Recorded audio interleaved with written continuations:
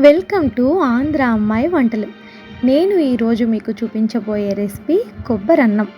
ఈ కొబ్బరన్నాన్ని మా పెద్దమ్మ చేశారు, చాలా బాగా చేశారనమాట. సో ఈ రెసిపీని మీతో షేర్ చేసుకుందామని ఈ వీడియో చేస్తున్నాను. 1 గ్లాస్ బియ్యానికి 2 కొబ్బరికాయలను తీసుకుంటాం. కొబ్బరి అన్నం సేమ్ బిర్యానీ చేసినట్టే చేస్తాం, బట్ బిర్యానీలో వాటర్ తీసుకుంటాం, కొబ్బరి అన్నంలో కొబ్బరి బాల్ తీసుకుంటాం, అంతే. మిగతాదంతా సేమ్ ప్రాసెస్. ముందుగా స్టవ్ మీద ప్యాన్ పెట్టుకొని 2 టేబుల్ స్పూన్స్ ఆయిల్ వేసుకోవాలి. ఆయిల్ హీట్ అయిన తర్వాత బిర్యానీకి కావాల్సిన మసాలాలన్నీ వేసేయాలి. ఆకు, చాపత్రి, పట్ట, ఇలాచీ, స్టార్, కాజు, ఇంకా బిర్యానీకి కావాల్సినవన్నీ వేసేసుకున్న తర్వాత అవి కొంచెం ఫ్రై అయిన తర్వాత ఒక ఆనియన్ ఇంకా 4 పచ్చిమిర్చిని వేసుకొని బాగా ఫ్రై చేయాలి. కొద్దిసేపు ఫ్రై చేసిన తర్వాత 2 టేబుల్ స్పూన్ల అల్లం వెల్లుల్లి పేస్ట్ని వేసుకుంటాం. అల్లం వెల్లుల్లి పేస్ట్ అనేది పచ్చివాసన పోయేంత వరకు ఫ్రై చేయాలి ఈ ఆయిల్లో. పచ్చివాసన పోకపోతే అది టేస్ట్ చేంజ్ అయిపోతుందన్నమాట.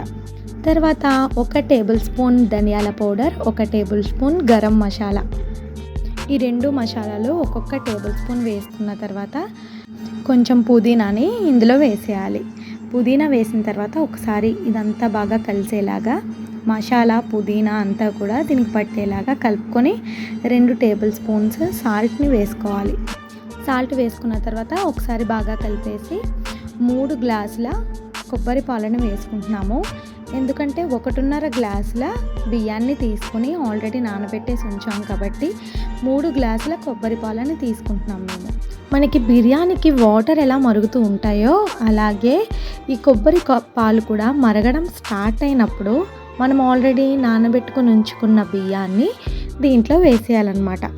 చిటికెడు పసుపు వేసుకుంటే కలర్ చాలా బాగుంటుందన్నమాట. సో కలర్ కోసం పసుపు, ఇష్టం లేకపోతే దాన్ని స్కిప్ చేసేయచ్చు.